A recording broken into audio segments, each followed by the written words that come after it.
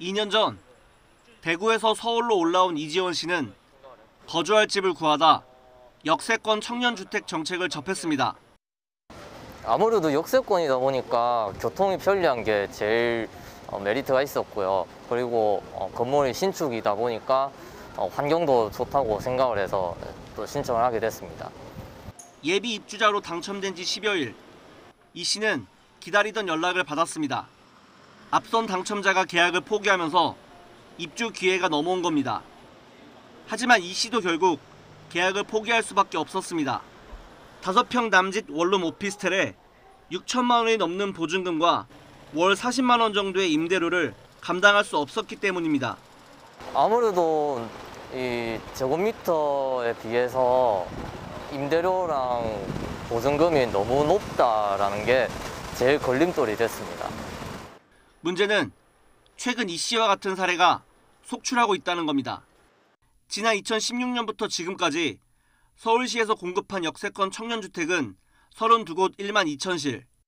이 가운데 공공임대 물량은 경쟁률이 60대 1에 육박했지만 당첨자 10명 가운데 3명은 계약을 포기했습니다. 통계에 잡히지 않은 민간 임대 가격이 더 비싸다는 점을 고려하면 계약 포기 비율은 훨씬 높다는 게 일반적인 시각입니다. 그중에 뭐는 특별이고 뭐는 일반이고 그래서 각각의 임대료가 다 다르고 이런 것까지 알기 쉽지 않거든요. 막상 들어갔을 때 보면은 임대료 비싸지, 관리비는 더 비싸지. 역세권 청년주택의 임대보증금은 적게는 3천만 원 정도지만 마포와 강남 등 인기 있는 지역은 1억 원이 넘는 곳도 많습니다.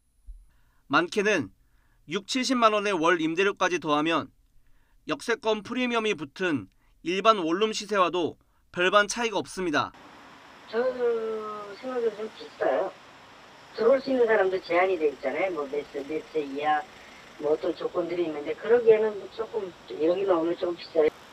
원인은 정책 설계에 있습니다. 청년주택 가운데 20% 정도에 불과한 공공임대 물량만 시세의 50% 수준으로 책정되도록 했을 뿐 나머지 80%의 물량은 최대 95%의 임대료와 보증금을 받을 수 있도록 책정한 겁니다. 여기에 민간 사업자는 청년주택을 짓는 대가로 용적률 완화와 용도지역 상향, 세제 혜택까지 받을 수 있습니다. 또 10년이 지나면 청년주택이 아닌 일반 주택으로 분양이 가능하도록 했습니다. 청년주택이 사실상 청년이 아닌 오히려 민간 사업자에게 혜택을 주는 정책이라는 비판이 나오는 이유입니다. 민간 사업자 입장에서는 정부에서 각종 인센티브를 주기 때문에 사업성이 높은 측면이다라고 보시면 돼요. 서울시는 이에 대해 공공임대 비율을 최대 50%까지 점차 늘릴 방침이라고 설명했습니다.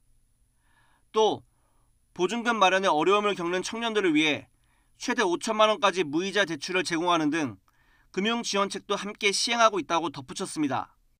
오는 2026년까지 총 8만 원 공급을 목표로 하는 역세권 청년주택, 대학생과 사회초년생 등 청년 주거 취약계층을 지원한다는 애초의 취지에 걸맞은 정책으로 거듭날 수 있을까요? YTN 김재양입니다.